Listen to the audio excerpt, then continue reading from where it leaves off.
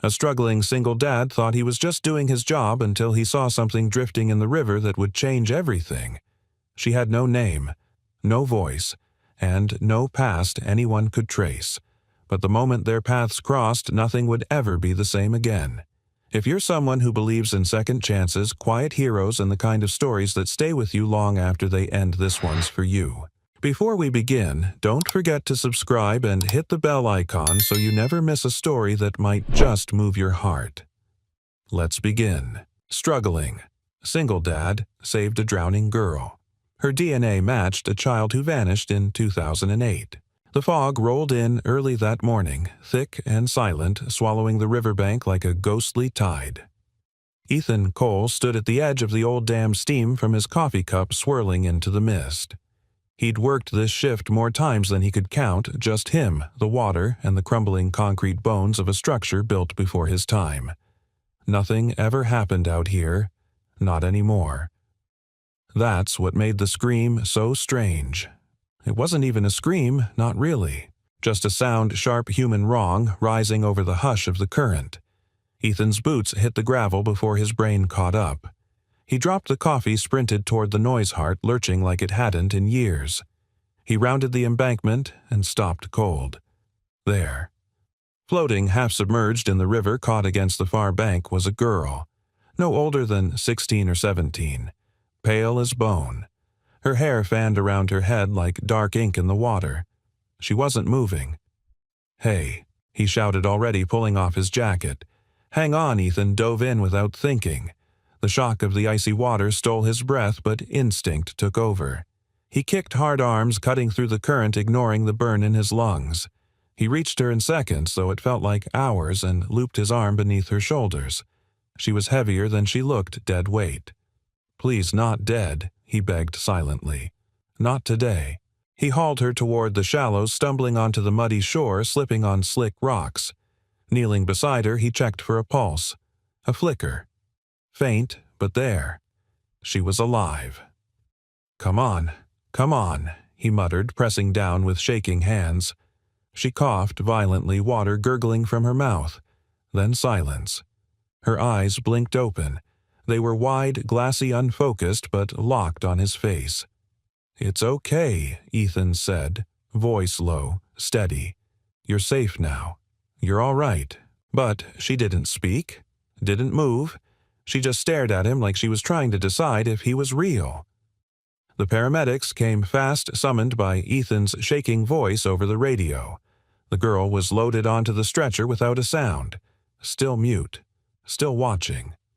"What's her name?" the EMT asked as they loaded her into the ambulance. Ethan could only shake his head. She didn't say a word. Any ID, no wallet, no bag. Nothing. The EMT frowned. "She's lucky you found her." "Another 10 minutes in that water, and I know," Ethan said quietly. He watched the red lights disappear into the fog heart, still pounding. Then, without another word, he walked back to his truck, wet to the bone and colder than he'd been in years. He didn't drive home. He drove to the hospital. "Mr. Cole." The voice stopped him in the hallway. A woman in a gray coat stood near the nurse's station, a clipboard tucked under her arm. Early 40s, sharp eyes, posture military straight. "I'm Dr. Elena Martin, forensics and trauma pathology. You're the man who pulled the girl from the river, yeah, Ethan Cole." He offered a hand, which she didn't take. "She's stable. No major injuries, but severely hypothermic. She hasn't said anything, not a word. She didn't resist treatment. No signs of head trauma or neurological damage, but she's unresponsive, verbally catatonic, possibly." "She looked right at me," Ethan said, like she was trying to tell me something but couldn't. Dr. Martin's expression didn't change. "I've seen this before. Shock dissociation. Maybe abuse. We'll need time. Will she be okay? I hope so." He hesitated. "Can I sit with her?" "She's not a prisoner, Mr. Cole, but don't expect answers." The room was dim. She lay on the hospital bed beneath a blanket, arms wrapped tightly around her midsection. Her eyes fluttered open when he entered, but she didn't speak. Ethan pulled a chair close. "Hey," he said softly. "Just me again." Silence. But she didn't look away. "You scared me back there," he said. "Figured maybe today would be like every other day. Water fog, maybe a raccoon in the trash. But then you showed up." He gave a small smile. "I guess that means today wasn't a waste." Still no answer, but her eyes blinked once. Slow, deliberate. He stayed there for hours. Down the hall, Dr. Martin sat at her desk reviewing intake reports. She couldn't shake the feeling that something was off. The girl's vitals were strong. Her body showed signs of mild malnutrition, some minor scarring. No fingerprints in the system. No match in local missing persons. No name. No belongings. Just a silent girl pulled from a river. Out of habit, she keyed into the federal database and entered a cross-check request. "Age range 16 to 18, she murmured. "Female. Caucasian. No identifiers." She clicked Submit. The system blinked once, then began scanning. It would take hours. Ethan sat beside the girl as dusk began to fall outside the window. For a moment, she reached out, not quite touching him, just letting her hand hover inches from his. He didn't move. He just whispered, "You don't have to tell me anything yet. But I'm not going anywhere." And she blinked again. A slow tear tracked down her cheek, the first sign of something real breaking through. And far away, deep in the database of forgotten faces, a red flag blinked to life. Match found. The name appeared on screen, buried under 17 years of dust. Emily Sanders, missing since 2008. Presumed deceased. Ethan barely slept. He couldn't shake the image of the girl's eyes staring through him so hollow and full at once. She hadn't said a single word yet. He couldn't stop hearing her silence. The next morning, he returned to the hospital with dry clothes in the back seat, a bag of oranges, and no idea what he was doing. He wasn't family. Not a doctor. He barely held on to his own life. But something about the way she'd looked at him told him she needed someone, maybe not to fix her, but at least to sit in the room and not leave. At the front desk, the nurse gave him a sympathetic smile. "She's awake." Still no name, still no words. "Can I see her?" She gave him a nod. "Dr. Martin's already in there." He paused at the doorway, hearing low voices, only one of them speaking. Elena Martin stood at the foot of the bed, arms crossed. The girl was sitting upright now, blankets pulled tight to her chest. She still hadn't spoken. "Do you know what day it is?" Elena asked gently. No response. "Do you know your name?" A pause. Then, to Ethan's surprise, the girl reached slowly toward the tray beside her. She picked up a crayon left from a nurse trying to coax a response earlier and began to draw. Ethan stepped in quietly. Elena glanced at him but said nothing. The girl's hand moved deliberately, the crayon scratching softly. When she finished, she slid the paper toward Elena. It was a childlike image, a boat on a river, a girl in the water, and a dark shape reaching out to her, a man. The eyes on the man were sharp, familiar. Elena stared at it, then looked at Ethan. "That's you." He blinked. "She remembers something." Elena murmured. She turned to the girl. "Is this a memory or a dream?" The girl's fingers curled inward. She looked away. "Let's try something easier," Ethan said quietly. He knelt by the bed and opened the bag of oranges. "These any good to you?" The girl's expression didn't change, but she reached out slowly, took one, peeled it with trembling fingers. Juice ran down her wrist. She ate a segment like she hadn't eaten in days. "She trusts you," Elena said after a long silence.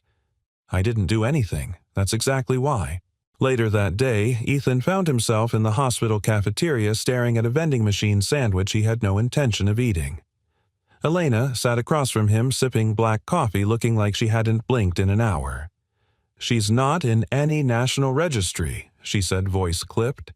"No prints, no facial match in missing persons. I submitted a wider scan to the cold case database. It'll take time." Ethan frowned. "But she's not new to this world. You saw how she handled that crayon. How she peeled the orange. She's been somewhere, just not anywhere legal. He looked at her, surprised by the edge in her voice. You think she was trafficked? I think Elena said carefully that someone went to a lot of effort to keep her off the grid.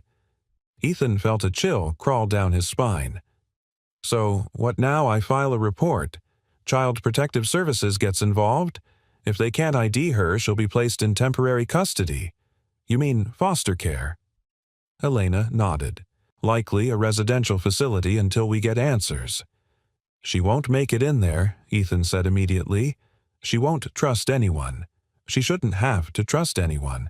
She should have her life back.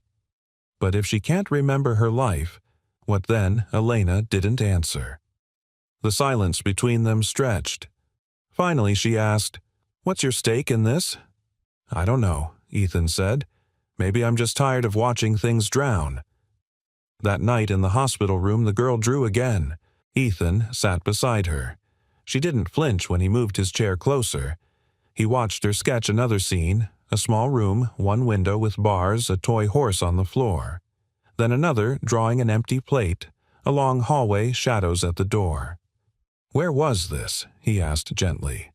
She didn't respond, but she looked up at him, eyes wide, and whispered something for the first time.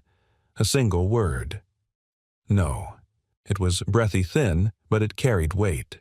The first crack in a wall too high for most to climb. Ethan swallowed hard. Okay, he said. No more questions tonight. She leaned back, clutching the drawing close like it was a blanket. Her fingers trembled. Outside the room, Elena waited. She saw the look on Ethan's face and didn't need to ask. She said something he whispered. What he hesitated. Just, no. Elena nodded. That's a beginning. At midnight, the database pinged. A quiet chime on Elena's laptop. She opened the match alert and froze. Emily Sanders.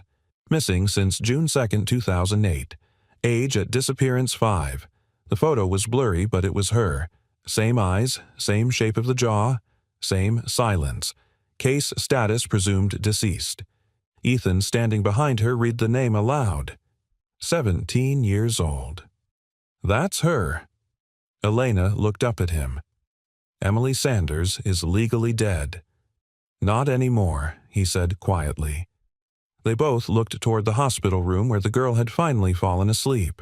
And in that stillness, something old stirred awake the past, clawing its way back through the fog. Rain tapped gently against the windows of the hospital as dawn broke muted light sifting through the fog that clung to the glass. Ethan sat at the edge of the girl's bed, her latest drawing resting in his lap. It was another room, another memory. This one showed a white hallway with no doors and an emergency light above a red exit sign. Below it, in crooked crayon lines, she'd written a word, silent. He didn't know what it meant, but he knew it mattered. The door opened behind him with a soft click. Elena entered with a manila folder in hand and an expression that suggested she'd been awake all night. We need to talk, she said, keeping her voice low. Outside. Ethan stood, gave the girl Emily. He reminded himself an encouraging nod and followed Elena into the corridor. They walked down to the staff lounge where she tossed the folder onto a table. A single photo sat on top. A girl, maybe 5 years old, bright-eyed with an uneven bowl cut, stood in a field of tall grass beside a golden retriever. Emily Sanders, Elena said. Disappeared from a campground with her parents in 2008. Parents claimed she wandered off during a thunderstorm. Search teams found nothing. Ethan stared at the image. They were charged worse. They were convicted. Manslaughter. Prosecutors argued they buried her body to avoid losing custody in a pending abuse case. The press ripped them apart. No body, no witnesses, just circumstantial evidence and public pressure. He looked at her. So you're saying this girl's parents are in prison for killing her, and she's been alive the whole time? Elena exhaled slowly. It's more complicated than that. She slid another paper across the table, a copy of the DNA match report. The odds of a false positive are astronomically low. But before we go to the authorities, I need one more test to confirm. What kind of test A? Full nuclear DNA comparison with both biological parents. Ethan folded his arms. That means getting them involved. Yes, and telling them their daughter is alive. Elena hesitated. Not yet. We can't risk emotional interference skewing the investigation. If Emily was taken, and all signs suggest she was, we need to know who did it, where she's been, and whether she's in danger now. She's already in danger, Ethan said. She's 17, traumatized, and the system's going to treat her like a lost wallet. Elena nodded. Which is why I'm trying to keep this quiet until we're ready. There was a beat of silence. Finally, Ethan asked, "Can I keep sitting with her?" "Yes," Elena said. "But be careful what you ask. If those drawings are what I think they are, she's been through something most people can't even imagine." Back in the hospital room, Emily was awake. She was sitting cross-legged on the bed now, flipping through the pages of a sketchbook the nurses had given her. She didn't look up when Ethan walked in, but she didn't flinch either. He sat beside her. "You remember the room?" he asked gently. She gave the smallest nod. Ethan pulled out the photograph Elena had shown him Emily at 5 years old holding the dog. Her fingers twitched. She stared at the photo like it was something pulled from a dream. "This was you," he said. Another pause. Then, shakily, she reached for the photo, touched it, traced the dog's outline. His name, Ethan asked. Emily's lips parted. A breath. Baxter. It was the softest sound, like wind slipping under a door, but Ethan felt it like a thunderclap. He didn't speak. Didn't want to break the fragile thread that had just formed between past and present. Then she looked at him, and her face changed. Terror. She started breathing fast, hands trembling. Her gaze fixed not on him, but over his shoulder toward the door. Ethan turned. A man in a suit stood there. Tall, mid-50s, thinning hair, holding a clipboard and a badge clipped to his coat. Behind him, a social worker. "Sorry to interrupt," the man said calmly. "I'm Agent Roth, Child Welfare Division." Emily shrank back into the pillows. "Not now," Ethan said, standing between them. Roth offered a professional smile. "We need to conduct a brief interview. Just protocol. She's not ready." Roth raised an eyebrow. "Mr. Cole, you're not her guardian. I'm the only one she trusts. And that's precisely why we're here. This girl is the center of a reopened federal case. Her welfare is paramount, and that includes verifying her safety in your presence." Elena entered just then, a storm in her eyes. "Agent Roth, I explicitly requested a delay in all non-medical contact until we had stabilized her psychological state." Roth turned tone sharp. "Doctor, you don't outrank the federal process. If this is Emily Sanders, then her case falls under national jurisdiction." "Then do it right," she snapped. "Not like last time." Silence fell like a dropped weight. Roth gave a short nod. "We'll be back in 24 hours. I suggest you prepare her." He turned and left. Ethan looked at Elena. What did he mean, not like last time? Elena hesitated. The Sanders case was rushed, pressured, evidence mishandled. Some say the trial was a witch hunt. Others say it was a cover-up. And I say we've got a second chance. That evening, Emily didn't draw. She sat curled up, knees to her chest, watching the window as if expecting someone to appear out of the fog. Ethan didn't ask questions. He simply pulled the chair close and sat beside her, keeping the silence intact. When the nurse brought dinner, Emily didn't touch it. But she did whisper just before sleep claimed her. The room had no windows. Ethan's chest tightened. Outside, the fog thickened. And somewhere far from the hospital, a secure server logged a new search subject Emily Sanders' status, located authorization level red access. Denied. The past wasn't just awake. It was watching. The next morning, Ethan woke in the hospital chair with a crick in his neck and a strange tightness in his chest. Emily was still asleep, curled on her side, her sketchbook clutched to her like a lifeline. The hallway outside was quiet except for the hum of the vending machines and the occasional squeak of sneakers on tile. Elena stood at the nurse's station flipping through a printout of legal documents and case history so thick it looked like it belonged in a courtroom. When she saw Ethan approaching, she didn't say good morning. She handed him a stapled packet instead. "This is what the Sanders trial was built on," she said. "A few witness statements, no body, and a blood-stained child's shirt found miles from the campsite. That shirt didn't even have DNA on it, just red fibers and assumptions." Ethan flipped through the pages. They locked up 2 people for 17 years over this. 17 years, 6 appeals, 2 media docuseries, and 1 prosecutor who built his career off the verdict, Elena said bitterly. "He's a judge now." He paused. "So what are we looking for?" "Anything that doesn't add up." She lowered her voice. Emily wasn't just taken. She was erased.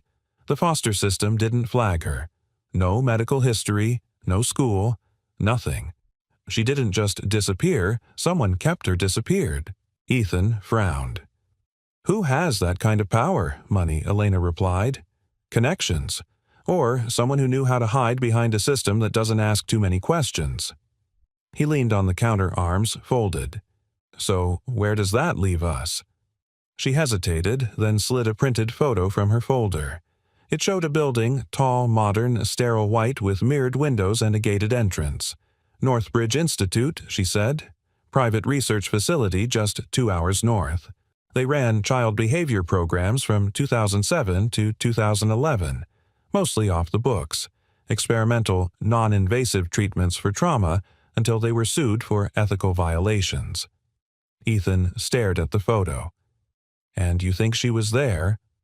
"I found procurement logs from Northbridge showing anonymous, donor-funded clinical placements between 2008 and 2009. One entry refers to a female subject with selective mutism and dissociative behavior. Age 5. No name listed. His breath caught. That's her. "I can't prove it," Elena said. "Not yet, but we're close. What happens if we do?" "We push to reopen the trial. Emily's parents could walk free, and whoever held her will finally be exposed." Ethan exhaled slowly. "Then we go to Northbridge." Elena gave a faint smile. "You read my mind." They waited until the afternoon. The hospital administrator had signed off on Ethan escorting Emily out for fresh air and supervised therapy thanks to Elena's careful wording and a favor called in from an old residency colleague. A small window of freedom, just enough to buy them a drive and a shot at the truth. Ethan drove his old Ford pickup with Emily in the passenger seat and Elena in the back. The girl hadn't spoken again since Baxter, but she didn't resist the seatbelt or the thermos of tea Elena handed her. She looked out the window, silent eyes tracking the trees. Northbridge sat behind a line of tall oaks and a private security gate. From the outside, it could have been a tech company or boutique medical center. But Ethan felt something cold settle in his stomach as they pulled in. A receptionist greeted them with a practiced smile and a clipboard. "Welcome to Northbridge. Do you have an appointment?" Elena stepped forward. "Dr. Elena Martin, Oregon, Department of Health. This is an unofficial wellness visit regarding historical patient welfare reviews. We won't take much of your time." The woman blinked. "One moment, please." A few minutes later, they were escorted down a hallway that smelled of bleach and lavender. Emily's steps grew slower.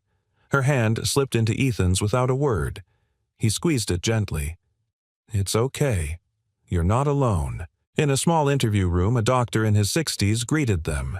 Dr. Mallory, trim beard, tailored coat, mild smile, the kind of face built for television. He skimmed Elena's ID with disinterest. "We discontinued child behavior programming over a decade ago, Doctor. There's not much left to discuss. I'm sure you understand we're following up on outstanding welfare reviews," Elena said smoothly. "Can you verify whether a 5-year-old girl was treated here between 2008 and 2010 under donor funding?" "We treat thousands of patients," Mallory said. "Our records are sealed." Even for a criminal case, Mallory's smile didn't waver. "Without a subpoena, I'm afraid I can't assist." Ethan stepped forward. "She was here," he said. voice low. Mallory glanced at Emily, who stood half-hidden behind him. Something flickered in the man's eyes just for a second. Recognition. Or guilt. Then he straightened. "I don't know the child, and unless you have documentation, I'll have to ask you to leave." Emily's grip tightened on Ethan's hand. Her whole body was trembling. And then she did something she hadn't done in days. She walked forward, past Ethan, past Elena, right up to Dr. Mallory. She reached into her backpack and pulled out a folded drawing, unfolded it, held it out. Mallory took it slowly. The color drained from his face. It was the hallway, the one with no doors, the emergency light, the red exit sign, and at the bottom a signature only a 5-year-old would scrawl. Emily. "You remember," Mallory whispered. Emily stepped back and stared him down, unblinking. "I want her file," Elena said, her voice steel. Mallory didn't move. Elena took a step closer. "Either you give me everything you have on her, or tomorrow morning a judge gets a subpoena and every reporter from here to Seattle knows your name." Mallory's hand shook as he opened the filing cabinet behind him. Back in the truck, Emily didn't say a word, but she sat straighter, brighter somehow. Elena held the manila folder tight in her lap, heart pounding. "It's all here," she murmured. "Logs, test protocols, sedative charts. They kept her for almost a year." Ethan looked at Emily in the mirror.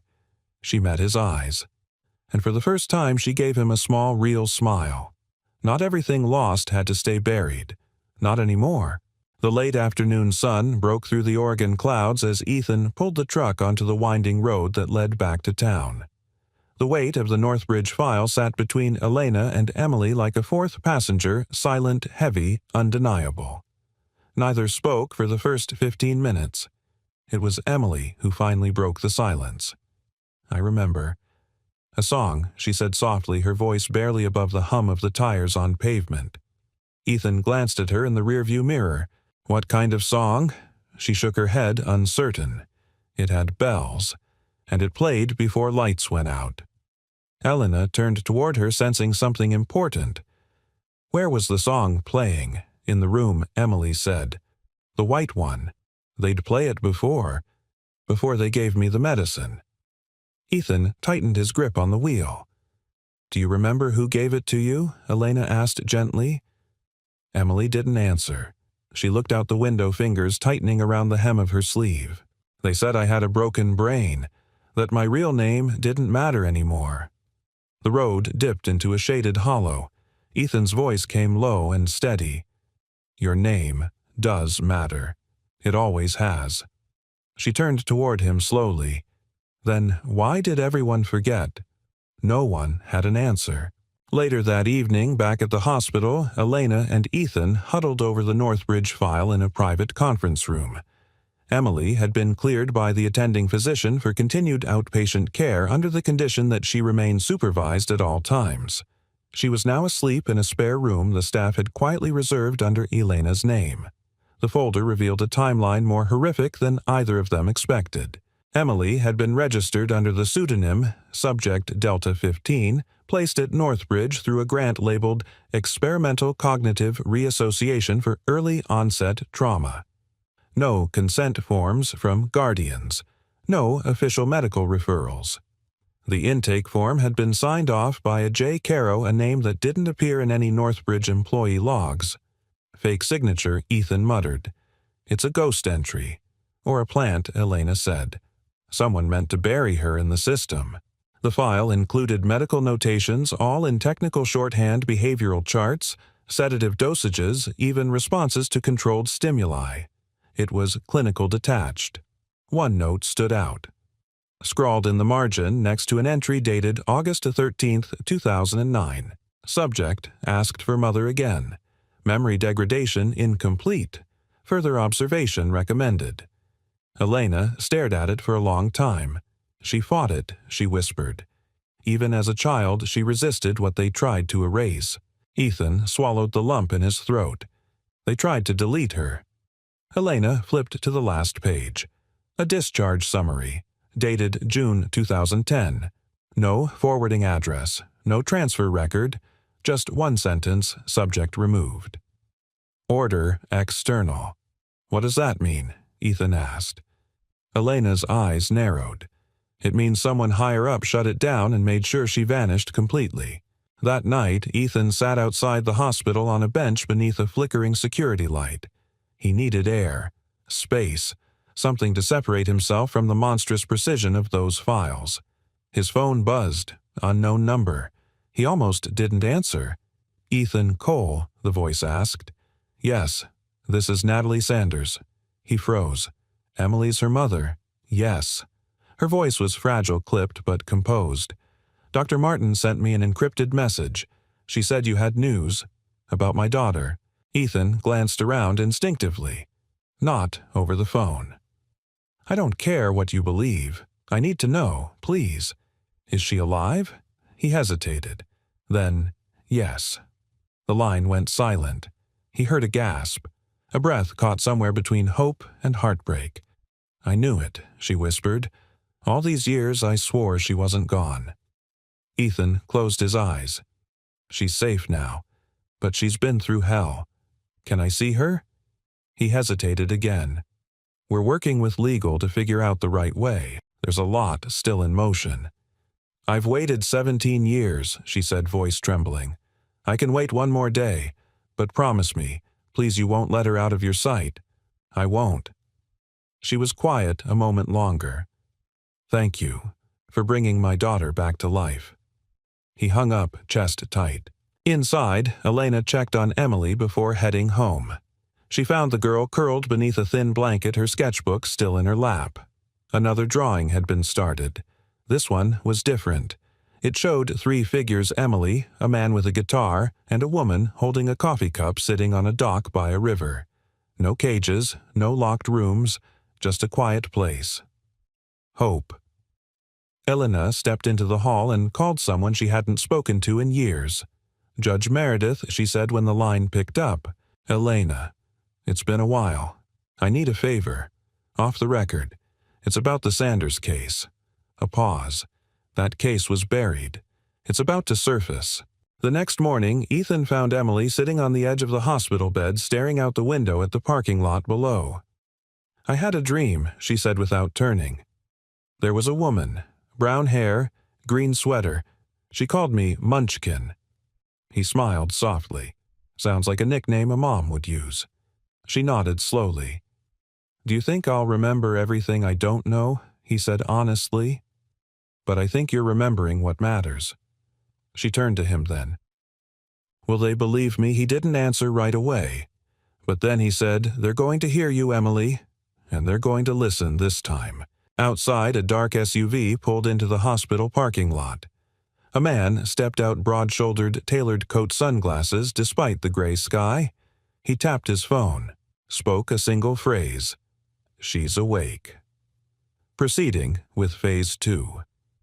He looked up toward the hospital window where a girl now stared down at him, and smiled. The next 48 hours moved like a storm front, slow at first, then all at once. Elena worked the phones, looping in contacts from her past life at the state medical board, trying to push the evidence through back channels. Ethan stayed by Emily's side, gently guiding her through each wave of memory as it returned in fragments, some sharp, some surreal. And Emily. She was beginning to speak. Not in full sentences, not yet, but in words. Real ones. Pieces of a life stolen and stitched together by the very system meant to protect her. Baxter. The blue room. No windows. He said I belonged to the Institute. Don't tell anyone or they'll take your name away again. Each phrase a puzzle piece. Each word a dagger to the heart. Elena slid into the hospital cafeteria booth opposite Ethan late that evening, her expression more wired than tired. She had a thick manila envelope tucked under one arm. "I just got off the phone with Judge Meredith," she said without preamble. "She agreed to a closed evidentiary hearing. Unofficial, but admissible if we can prove our source is credible." "You mean," Emily, Ethan said, eyes narrowing. "She doesn't have to testify." "Not yet. Just corroborate enough of the file to justify reopening the case." He nodded. What about her parents? They've been notified. Natalie's holding it together. Her husband. Elena paused. I wouldn't call him stable. 17 years in a cell for a crime he didn't commit does things to a man. Ethan's jaw clenched. When do they see her? Not until we're sure it won't traumatize her further. She needs to lead that decision. Then it's not happening tomorrow. No, Elena agreed. But soon. She slid the envelope toward him. This is everything Northbridge buried. It won't survive the light. Ethan didn't open it. He kept his eyes on her instead. You ever think about leaving medicine? She blinked. That's random. He shrugged. You're good at this. The digging, the fighting. Doesn't feel like pathology anymore. Elena smiled, but it was tired. I used to think saving a life meant preserving tissue, reviving a heartbeat. Now, I'm not so sure. You're still saving lives, Ethan said, just in pieces. Later that night, Ethan sat with Emily in the quiet of the hospital room. Rain brushed the window panes like fingertips. The television played old black-and-white reruns on mute. She sat curled up on the bed, drawing again. This time, the page showed a long table. At one end, a child sat alone. At the other, faceless adults in lab coats all pointing at her. He didn't ask what it meant. He didn't need to. I used to wait, Emily said softly, for someone to come get me. But no one ever did. He felt a lump rise in his throat. I'm sorry. She looked up at him. You came? He swallowed. I didn't know I was supposed to. I just saw you in the water. You pulled me out, she whispered, not just from the river. Her voice was small, fragile, but clear. He didn't respond right away. Instead, he reached for the small guitar that always seemed to end up in the corner of her room. Tuned down, soft. He strummed a slow, gentle melody. She watched his hands, watched his face, and then, unexpectedly, she began to hum. Off-key, halting, but unmistakably hers. It was the first time she'd made music since she'd come back. Meanwhile, outside, under the low glow of a security lamp in the hospital's west parking lot, a man leaned against a black SUV holding a burner phone to his ear. I told you she'd crack, he said to the voice on the line. She's not a risk if we pull her now. A pause. A clipped, muffled response. She's recovered enough to remember.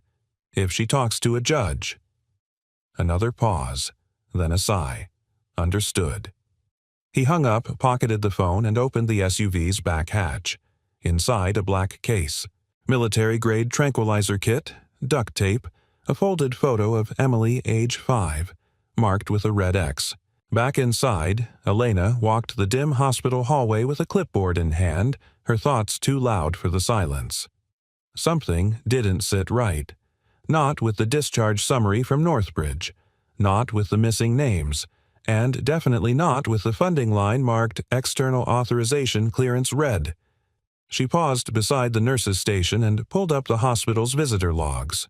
A new name, Caleb Voss. Private security, temporary clearance, authorized access level critical care wing. She frowned. We don't have a critical care wing. Who gave this authorization? She asked the night nurse. The nurse squinted. It came from the top this morning. Admin office signed it. Elena's heart skipped. She turned and started walking fast. Ethan laid the guitar aside as Emily finished her sketch. This one was different, a cabin in the woods. Smoke curling from the chimney. A child on the porch holding a guitar. A woman at a window watching. He stared at it, heart tightening. That's not a memory, he said. She shook her head. It's a maybe. A soft knock at the door startled them both. Elena entered quickly, eyes urgent. Ethan, we need to move, now. What's going on? There's a breach in security. Someone's here who shouldn't be. Emily's face drained of color. Do you know who Ethan asked? I have an idea. What do we do? I've got a secure room prepped on the lower level, Elena said. No windows, one entrance, lockdown capable, but we need to move fast. Emily stood without being told. Her hands were trembling, but she was upright. Ready. Ethan reached for her hand. She took it. They slipped out the side door just as the lights in the hallway flickered once-twice and went dark. Across the hospital, the man in the tailored coat reached into his pocket and pulled out a silver keycard. He slid it into the restricted access panel outside room 218, but the room was already empty. He smiled without humor, then turned and walked slowly calmly toward the emergency stairs where a red light blinked above the door. Secure, sublevel, engaged. Time was running out, and for the first time in years, Emily Sanders was running toward something instead of away. The emergency stairwell echoed with hurried footsteps as Ethan, Elena, and Emily descended into the underbelly of the hospital. The fluorescent lights overhead flickered erratically, casting long shadows that stretched and recoiled like specters. "We're almost there," Elena said, clutching a keycard and a thick folder to her chest. The lockdown room was part of the original hospital design built for seismic events and chemical spills.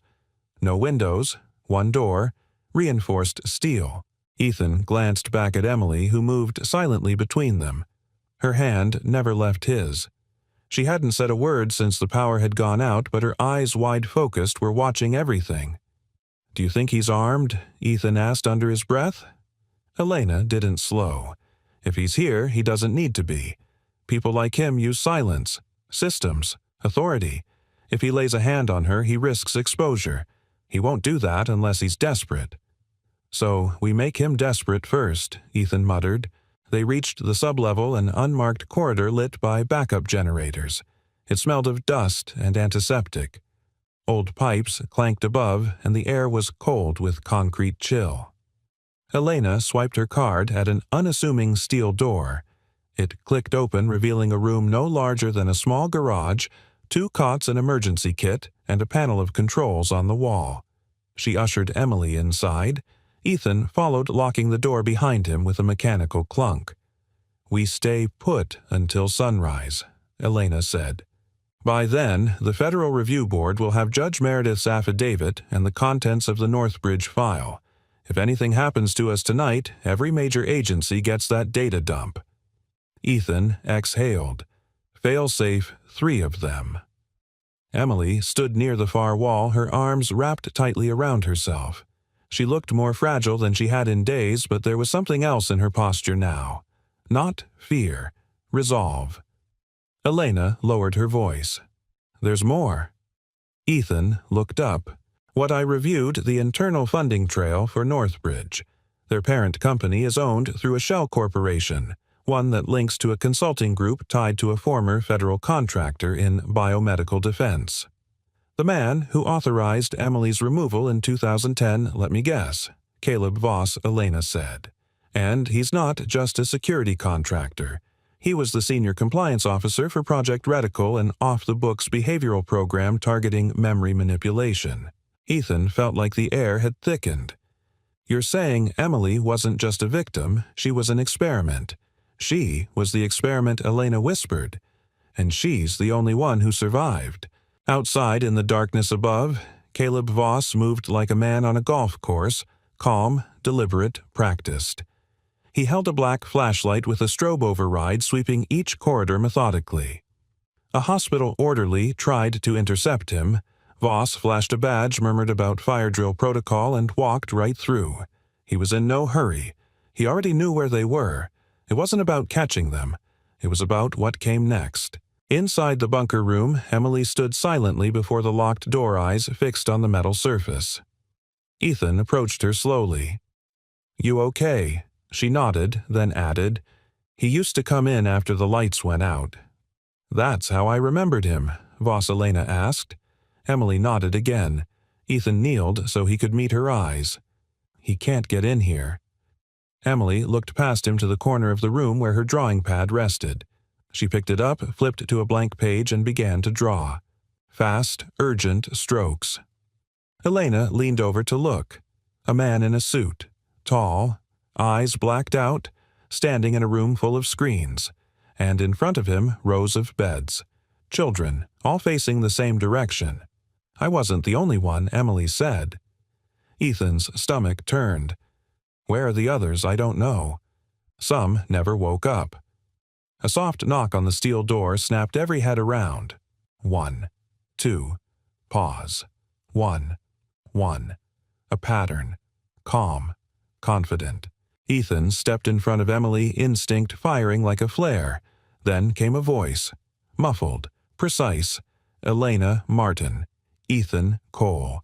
You've made this far messier than it needed to be. Elena's jaw clenched. Caleb Voss. Dr. Martin, the voice continued, you were once a rational mind. Do you truly believe the justice system will protect you, that this girl's trauma will result in anything but a sealed courtroom and a gag order? Ethan spoke. You kidnapped her. You drugged her. You erased her. I saved her, Voss replied. We were building a protocol to help children forget trauma. Emily was a statistical anomaly, an outlier in retention resilience. She clung to identity like a virus. She resisted what should have freed her. You stripped her of everything Elena snapped. And yet Voss said she still draws, still sings, still remembers. That's the beauty of human design. You can't delete soul. Emily stepped forward, then face pale but steady. She shouted through the door. You said I didn't belong to anyone. Silence. Then Voss's voice quieter. You don't. She placed her hand on the steel. You're wrong. And for the first time her voice was strong. I belong to me. The power flickered again and then went out completely. Emergency red lights bathed the hallway outside. Elena turned to Ethan. He'll try to override the door. How long do we have? 10 minutes tops. Elena moved to the far corner, opened a control panel, and pulled a hidden laptop from a wall safe. What is that?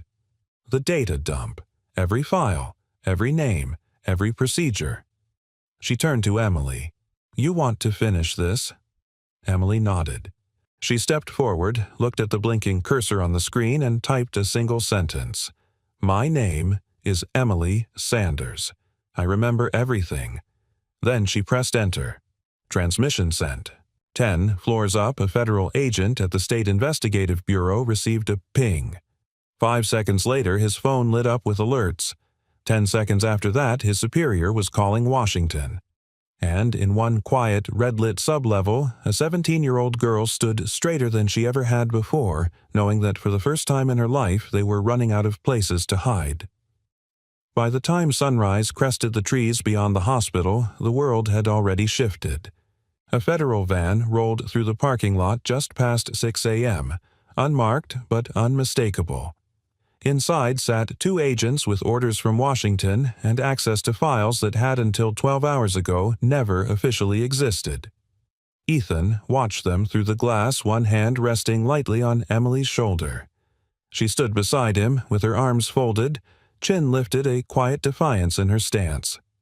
They'll try to act like they were part of the rescue, Elena muttered beside them, like they knew all along, like they were waiting for the right moment. Ethan gave a low grunt. They weren't. No, Elena agreed.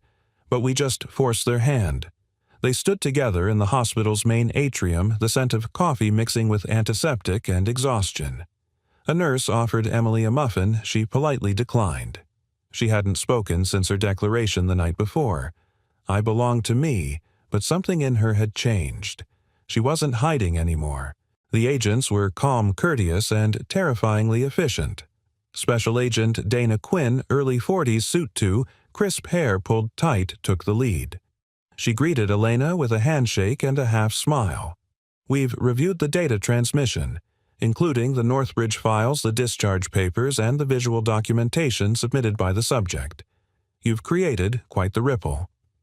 It wasn't about making noise, Elena replied. It was about telling the truth. Quinn nodded. And you told it well. She turned to Emily, then knelt slightly so their eyes met. Emily, I want you to know you're not required to speak with me unless you want to. You've been through more than anyone should. Emily looked at her steadily. Then, to Quinn's surprise, she extended a hand. Will you help me see my mom? The agent blinked. Yes, I will. An hour later, a secure state van pulled into the private staff entrance. Natalie Sanders stepped out first, visibly trembling.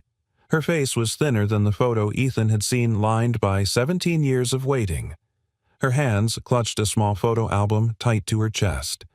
Beside her, David Sanders exited second, stockier, stiffer, with the air of someone who hadn't spoken in weeks and didn't intend to start now. Ethan waited by the security desk. "You sure about this?" he asked Elena quietly. "She asked to see them." "She's ready." Ethan nodded once, then turned toward the hallway. Emily stood at the end holding her sketch pad like a shield. She had dressed herself that morning in the soft blue sweater a nurse had brought, simple calm. She saw the couple walk in, and for a second Ethan thought she might freeze. But she didn't. She walked forward. Slowly. Like every step was a decision. Natalie's face broke open. "Emily," she whispered. The girl stopped a few feet away. She didn't run. She didn't cry. She just reached into her sketchbook and pulled out a page. It showed a woman in a green sweater holding a child on a hiking trail, a golden retriever at their side. Behind them, mountains and sunlight. The drawing was soft, peaceful, a memory. Natalie's voice cracked. That was the day before we lost you." Emily nodded. "I remember the dog's name. Baxter." David took a half-step forward but stopped. His face was unreadable, mouth pressed into a line. Natalie glanced at him, then back at Emily. "Can I hug you?" she asked. Emily hesitated, then nodded. They folded into each other like two broken halves of something sacred, the kind of hug that doesn't come from reunion but from resurrection. Later, in a quiet lounge with a view of the river, Ethan sat across from David Sanders. Neither man spoke for a while. Finally, David cleared his throat. I used to think if I ever saw the man who found her, I wouldn't know what to say." Ethan gave a half-smile. "Saying nothing's okay, too?" David shook his head. "No. I need to say it. You didn't just pull her out of that river. You pulled us all out." Ethan looked down at his coffee. "I didn't do it alone." David's voice cracked. "Still, you were the only one who didn't look away." He slid something across the table. A worn photograph. Ethan and Emily taken from hospital security footage the morning after her rescue. She was asleep. He was watching her like she might vanish. "I'll never forget that image," David said. "It reminded me what a father looks like." Ethan blinked, throat tightening. He had no words. That evening, as the sun dipped low over the water, Emily stood on the hospital lawn, her sketch pad open in her arms. Elena stood nearby, arms crossed, watching her like a guardian angel with a medical degree. "You did it," Elena said gently. Emily tilted her head. "It's not done." Elena smiled. "No, but now it's yours to finish." They stood in silence for a while. Then Emily asked, "Can I stay with Ethan a little longer?" Elena nodded. "You get to choose now, Emily. You get to choose everything." Emily looked toward the parking lot where Ethan leaned against his truck tuning his old guitar. She walked over, sat beside him, and listened. He played softly a tune half remembered and half made up. When he stopped, she spoke. "I drew something." He turned to her. "Yeah." She opened her pad. It was a house, a porch, 2 chairs and a guitar, 3 mugs of tea. No labels, no names. Just belonging. "It's not a memory," she said. He smiled. "It's a maybe." She shook her head. "It's a want." At that moment, far from Oregon, a private server deep in an undisclosed facility lit up. Dozens of files marked redacted began unlocking. The names inside wouldn't stay buried long. Because one girl remembered, and the river always remembers with her.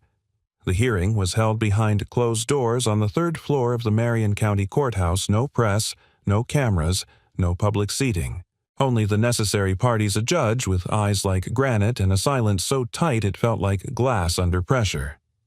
Emily stood beside Elena at the long oak table, her palms pressed flat, her breathing measured. She wore the same soft blue sweater. No makeup, no dramatics, just truth. She didn't fidget, didn't smile, She stood like someone who had waited a decade to be heard and was no longer willing to be small. Judge Meredith, an austere woman with white hair and a silver pen that never stopped moving, looked down at the Northbridge folder with an expression of barely masked contempt. "Let the record show," she said, "that the state of Oregon has reopened the case of State versus David and Natalie Sanders in light of new material evidence and testimony from the previously presumed deceased minor, Emily Sanders." A quiet wave moved through the courtroom. Even now the words sounded like fiction. Elena cleared her throat.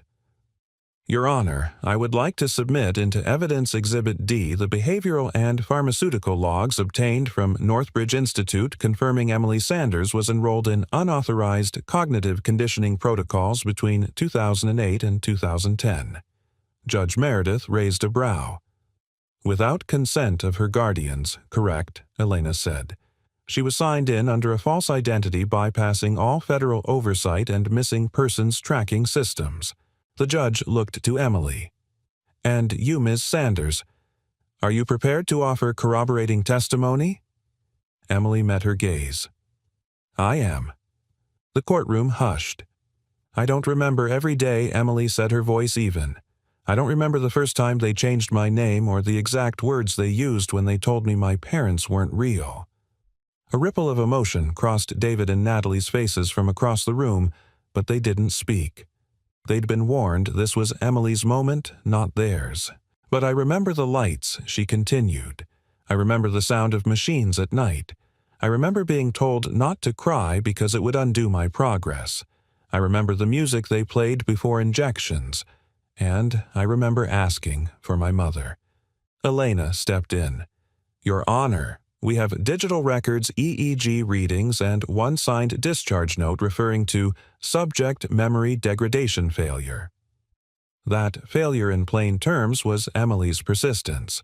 She remembered through the fog. Judge Meredith folded her hands. "And what of the charges against the parents?" Elena nodded. "We have evidence of procedural manipulation during the original investigation, suppressed testimonies, falsified behavioral evaluations, and a critical piece of forensic data withheld from the defense, a soil sample that disproved the possibility of body disposal at the campsite. Why wasn't that surfaced earlier? Because the lead investigator on the case later accepted a consultancy role with Northbridge's parent firm." Judge Meredith sat back, fingers steepled. "In all my years," she said softly, "I've never seen a system work so hard to bury a child." After the session adjourned, the Sanders family and Ethan were escorted to a private conference room while the court prepared a formal statement. Outside, word had already begun leaking, first through courthouse staff, then through legal observers. By the time the courthouse doors opened to the public, the name Emily Sanders was trending online across 3 states. Ethan paced near the window. Emily sat in the corner, legs crossed, drawing quietly. Natalie stood nearby, watching her with a sort of holy reverence, like she was afraid to blink and lose her again. David approached Ethan slowly. "I owe you more than I can say." "You don't owe me anything," Ethan replied. David looked down. "You saved her. You stayed. That matters more than all the years I spent locked in a cell believing I failed her." "You didn't fail," Ethan said. "You were failed. All of you." David's voice cracked. "Still, thank you." Back at the hospital later that afternoon, as the chaos settled into motion, a federal investigation announced an independent commission launched Northbridge staff summoned by subpoena. Emily returned to her room for one last night before discharge. Ethan walked in with a bag slung over his shoulder. "You ever been camping?" he asked. Emily looked up. "Not really." Why, he pulled out a small folding chair, a canteen, and a tin of marshmallows. "I figured if we're starting new memories, we might as well start them right." She blinked, then smiled, small but real. "You brought marshmallows to a hospital room. Improvisation is my specialty." Elena arrived moments later holding a manila envelope. "Official clearance," she said. "Emily's legal identity is restored. Birth certificate, social number, school records reactivated. You're no longer a ghost." Emily reached for the envelope but didn't open it. She looked at Ethan. Can I still come with you? For a little while, Ethan hesitated. You sure? She nodded. Home doesn't feel like a place. Not yet, but you feel like calm. His eyes stung unexpectedly. Then yes, of course. That night on the hospital roof, Elena's idea, they roasted a single marshmallow over a candle stub, while the sky turned lavender. Ethan played his guitar. Emily hummed along. Elena sat cross-legged on a blanket sipping tea and smiling like someone who had finally laid a ghost to rest. Emily turned to her and asked, "What made you look into me?" Elena thought for a moment. Because you weren't afraid, and because you drew bolder lines than the people who tried to erase you. Emily nodded, then whispered, "I think I'll be okay." Ethan reached over and gave her shoulder a squeeze. "You already are." Far across the country, the first subpoenas were delivered by hand. One to the last CEO of Northbridge, another to a silent partner whose name hadn't appeared on record in over 15 years. Each envelope marked with the same subject line, R.E. Emily Sanders vs. Northbridge Institute Civil Action. Prepared. This time, the story wouldn't fade. This time, they'd remember. And this time the system would answer to the child it tried to forget. The press conference took place in a modest conference room inside the Oregon State Justice Center. The room was small but tense, humming with the charged presence of cameras, reporters, and legal aides standing shoulder to shoulder. On the backdrop behind the podium, 3 logos were displayed: the Oregon Department of Justice, the Federal Office of Child Protection, and most recently added the Civil Liberties Accountability Task Force. At the center stood Judge Meredith. Her voice, calm and deliberate, cut through the static of media murmurs. This morning, the court vacated the 2009 convictions of David and Natalie Sanders after conclusive evidence revealed their daughter, Emily Sanders, previously presumed deceased, was alive and had been unlawfully detained and experimented on by a private research facility operating under falsified federal authority. Flashbulbs erupted. Pens scribbled. Fingers danced across keyboards. Judge Meredith continued unwavering. A federal investigation is now underway into the practices of the Northbridge Institute and any entities connected to its operation or funding. Further, the Oregon State Judiciary will launch a full review of cases prosecuted under the same investigative authority responsible for the Sanders conviction. She paused, letting the gravity of the moment settle. I would like to emphasize that this court failed the Sanders family. The system failed them. But they stood and they waited, and in Emily Sanders we now see proof that memory cannot be silenced and that justice, though delayed, is not beyond reach. The applause was quiet, restrained. This was not a celebration, but a reckoning. Back in the hospital, Ethan sat beside Emily watching the live stream from a laptop perched on her tray table. Emily wore headphones, her fingers clasped around the edge of the screen, eyes wide but dry. When the judge said her name, Emily Sanders, her lips parted slightly as if hearing it aloud was something foreign and sacred all at once. Elena stood near the doorway, arms folded. She just made national news. Ethan glanced at her. You think she understands what this means? She doesn't have to, Elena said. She feels it. That's enough for now. Emily removed the headphones. Will they go to jail? The people who did it. Elena stepped closer. Some of them. Yes. The rest, they'll answer in other ways. Financially, legally, publicly. Emily nodded slowly. I don't need revenge. I just want them to stop hurting other kids. Elena smiled faintly. That's already happening, thanks to you. That afternoon, Ethan took Emily for a walk near the river, the same river where it all began. Her discharge had been processed, and for the first time in 17 years, she wasn't under legal custody or institutional supervision. She was free. The trees lining the riverbank had begun their slow descent into fall. Leaves rustled in amber and ochre, and the breeze carried the scent of pine and distant rain. Emily kept close, but not out of fear. It felt natural now. They walked in silence for a while, then she asked, Do you think it'll always feel like two lives? The one before, and this one Ethan considered. Maybe. Or maybe it'll feel like chapters in the same book, some darker than others.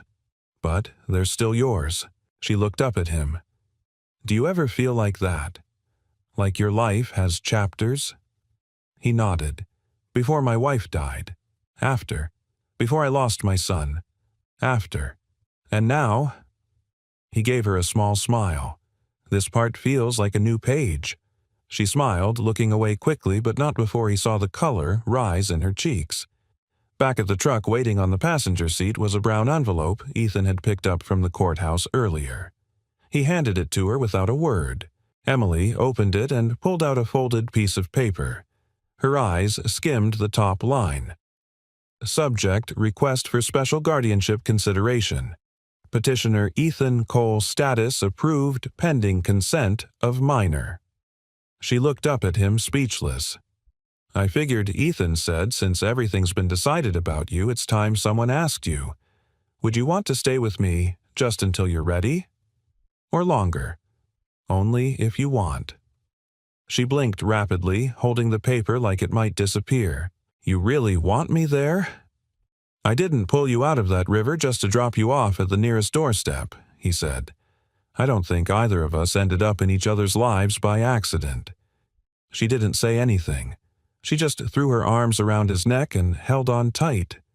And for a long moment, Ethan didn't care who might be watching. He wrapped his arms around her like someone anchoring a soul to a safe harbor. That evening, the sky cracked open with a gentle storm. Rain tapped softly on the windows of Elena's small home office where she sat with a steaming mug of tea and a thick binder marked Sanders, Civil File. She stared at the screen, her email open to a new message. Subject line: Unregistered survivors. Northbridge extensions attached was a list of names. Not all were children. Not all had made it out. But each name was someone worth remembering, worth fighting for, worth writing into the next chapter. She picked up her phone and dialed Ethan. You sitting down? She asked when he answered. He chuckled. Isn't that always how this goes? I think we're only just getting started, she said. I was afraid you'd say that. But maybe this time Elena added her voice softer. We don't have to do it alone. Ethan looked across the room at Emily curled on the couch, sketching a little cottage with flowers in the windows and a guitar on the steps. He smiled. No, he said. We don't. At that exact moment, somewhere on the East Coast, a man in a three-piece suit stepped into a sterile room with a digital archive spanning 2 walls. His assistant waited beside a console screen glowing faintly. It's confirmed, the assistant said. The Sanders file triggered 23 dormant case links, all tied to terminated cognitive behavior programs. The man exhaled slowly. Open them. Sir, open them, he repeated. It's time the whole story came out. And in that moment, what Emily began the quiet refusal to forget spread like a ripple across the very river that once tried to drown her. Because memory is not weakness, and the truth always resurfaces. The cabin was small, worn at the corners, and smelled faintly of cedar and dust. It sat on the edge of a clearing just outside Silverton, half an hour from the hospital, an hour from the city, and a lifetime away from the walls that had once held Emily prisoner.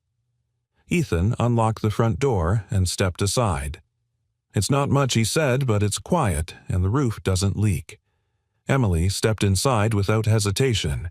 She paused in the doorway, eyes scanning the mismatched furniture, the woven rug, the tiny kitchen with the crooked faucet and the chipped blue kettle on the stove. I love it, she said. Ethan exhaled tension he hadn't realized he was carrying unwinding from his shoulders. The first night home wasn't meant to feel grand. It was meant to feel safe. Elena had helped gather the essentials bedding toiletries groceries. The social worker from the Department of Child Welfare had already conducted a home inspection and cleared Ethan for temporary guardianship. Emily's legal status had been reinstated. Her name cleared, her records corrected. But paperwork didn't fix trust. Healing would come from something slower, deeper, daily. That first evening she sat on the floor beside the fireplace while Ethan made grilled cheese on the stove. She didn't say much, neither did he, but the silence felt different than before. It wasn't the silence of trauma, it was the silence of beginning again. The next morning, Ethan found Emily outside barefoot in the dewy grass sketchpad balanced on her knees as she watched the sunrise filter through the trees.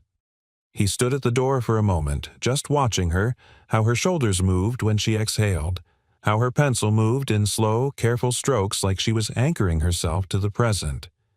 She looked up when she heard him. "You ever wake up and forget you're free?" Ethan stepped down from the porch. "Sometimes." "How long does that last?" He sat beside her. "Not forever." She didn't look at him. "It still doesn't feel real. That I get to sit outside, that I get to breathe without asking. You don't need permission to exist, Emily. I used to." A long pause stretched between them. "I want to go see the others," she said finally. Ethan turned. "What others?" "The ones who didn't get out. The ones from the rooms. I know they're still out there." He hesitated. "We don't even know where I want to help them," she said. "I don't want this to be just about me." Ethan studied her face. She wasn't being idealistic. She was being honest. "They'll need someone who understands," she added quietly. "Someone who remembers." Later that day, Elena arrived with a carload of donated books, a box of paints, and a file folder thick with sealed documents. "I thought we were done with paperwork," Ethan said, raising an eyebrow as she dropped the file onto his dining table. "This isn't for you," Elena said. She turned to Emily, who stood barefoot in the doorway, her hair loose around her shoulders. "These are profiles," Elena said. "Sealed survivors. Kids from similar facilities, some were adopted out under different names. Some are adults now. Some might not even know what happened to them." Emily stepped forward. "How many 23? "That we know of. More could surface now that the Northbridge lawsuit's going federal." Emily opened the file slowly as if each page were sacred. Photos, notes, birth years, disappearance dates. Her own story multiplied by 23. She swallowed hard. "We have to tell their stories." "We will," Elena said. "But only if they're ready." Emily nodded, then looked up. "When do we start?" Ethan met Elena's eyes. A question passed silently between them. She smiled. "How about now?" That evening they hosted their first dinner in the cabin. Just the three of them. A pot of chili, a loaf of bread. Nothing fancy. Emily picked the music soft instrumental piano and set the table with unmatched plates she'd helped unpack earlier. During dinner they didn't talk about trauma or lawsuits or courtrooms. They talked about songs they liked, books they wanted to read, the fact that Ethan didn't know how to cook rice properly, that Elena once fainted in a cadaver lab, that Emily had never seen snow but really wanted to. It was in every way a normal dinner. And for someone who had lived under flickering lights and injected silence, it was revolutionary. Afterward, as Ethan washed dishes and Elena sipped wine on the porch, Emily sat at the kitchen table and began a new drawing. This time she sketched 3 figures sitting around a table. There was no lab, no darkness, just warm light, laughter, a sense of something she was still learning to name. When she finished, she wrote a word in the bottom corner in bold, even letters. Home. Far from the cabin in a windowless federal office, 2 agents reviewed a new incoming file. Subject Emily Sanders' status civil witness, level Alpha Access Request Case Expansion. Identified associated minors. One of the agents looked up. "She's creating a list," he said. The other smiled grimly. "She's building a case. Do we have a directive?" Pause, then not anymore. "She does." That night, as rain began to fall on the cabin roof and wind curled gently through the pines, Ethan sat beside the fireplace with a guitar in his lap, picking out a quiet tune. Emily sat on the floor with a blanket over her legs, watching the flames dance her eyes steady and calm. Elena looked at them both, then leaned back in her chair and whispered mostly to herself, This is what justice looks like. Not a courtroom, not a headline, but three people who refuse to let pain define the final page. And somewhere out there, 23 names waited no longer forgotten, no longer silent, because the girl who remembered had decided to help the world remember too. The snow came unexpectedly. Light at first, just a dusting across the roof of the cabin, but by mid-morning, thick flakes fell in soft spirals from a sky the color of polished pewter. It was the first snowfall of the season, and for Emily, the first she had ever truly seen. She stood barefoot on the porch, wrapped in one of Ethan's old flannel jackets, arms tucked close, eyes wide. The snow settled on her hair, her sleeves, her eyelashes. "It's cold," she said with a small laugh, "but it's not scary." Ethan, standing behind her with 2 mugs of hot cocoa, handed one to her. "That's because you're not alone in it." She nodded, watching as her breath turned to mist in the air. The clearing was still. The world felt brand new. Inside the cabin, the fireplace crackled and hissed. A pot of soup simmered on the stove. Elena sat at the kitchen table reviewing the latest batch of emails updates from newly identified Northbridge survivors who had begun reaching out after Emily's story aired nationwide. Some were hesitant, some confused, a few angry, but most were grateful. One message stood out. "I thought I made it up. The white walls, the humming machines. I thought I was broken. And then I saw her speak. I saw her draw the room I remember. Thank you for reminding me that my pain was real and that it's not too late to heal." Elena smiled softly and closed the laptop. Later that afternoon, the three of them drove into town. Emily had insisted on visiting the local bookstore. She wanted to pick out gifts for the survivors she'd been writing letters to. She chose carefully stories about courage memory starting over. Books with quiet heroes. Books where the endings weren't perfect but hopeful. She paid with a $20 bill she'd earned helping the local librarian organize the archive section. "It's the first money I've ever spent," she told the clerk with a grin. "That I earned." The woman behind the counter beamed. "Then I'd say you just bought something priceless." That evening, back at the cabin, they decorated a small tree Ethan had chopped down from the edge of the woods. Emily made paper stars. Elena hung old ornaments from her childhood. Ethan strung lights that flickered unevenly but gave off a warm, golden hue. They didn't need perfection. They just needed presence. When the tree was done, Emily turned off the overhead lights and the room fell into a soft glow. She stood back, arms folded, studying the finished product like an artist admiring her canvas. "I never had a tree before," she said. "At least not one I remember." "Well," Ethan said, "now you do." She smiled, and it reached all the way to her eyes. Later, the three sat in a loose circle by the fire. Outside, snow whispered through the trees. Inside, the warmth wrapped around them like a blanket. Emily reached for her sketch pad, now thick with images of the life she'd begun rebuilding. She flipped to a blank page. "I want to draw the ending," she said softly. Ethan raised an eyebrow. "Of what?" "This story."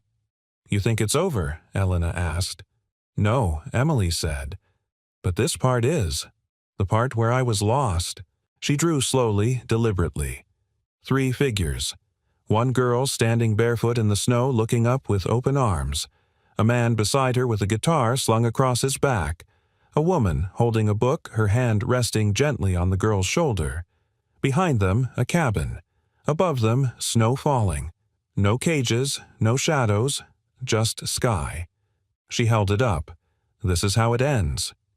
Ethan studied the drawing for a long time. "It's beautiful." Emily nodded. "It feels like truth." Before bed, Elena stepped outside for air. She stared up at the stars, clear and bright against the night sky. The air was sharp, but it carried peace. Behind her, she heard the cabin door creak open. Ethan joined her, handing her a mug of tea. "She's going to be okay," Elena said. "She already is."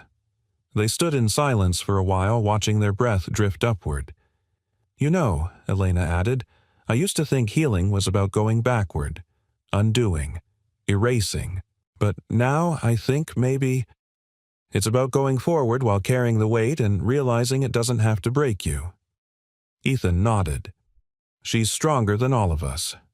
She made it out, Elena said. But more than that, she came back with light. They stood there until the cold nipped at their fingers and then quietly returned inside. Emily was asleep by the fire sketch pad, resting on her chest, the last drawing glowing faintly in the lamplight. Ethan pulled a blanket over her, brushing a lock of hair from her cheek. As he straightened, he noticed something new on the page she'd left open. She had written a single line below the image. The river tried to forget me, but I remembered first. Ethan read it again, then smiled. Not every story ends with fanfare. Some end in a quiet cabin in the woods, with healing, with snow, with hope, and the girl who remembered finally home, forever. Where are you watching from today? We'd love to hear from you in the comments, your thoughts, your feelings, or simply where in the world you're tuning in from. If this story touched your heart, please consider subscribing to the channel and turning on notifications. We share stories like this every week, stories of hope, healing, and the quiet power of kindness. Thank you so much for spending your time with us. Until next time, take care and never stop believing in the good that still exists in this world.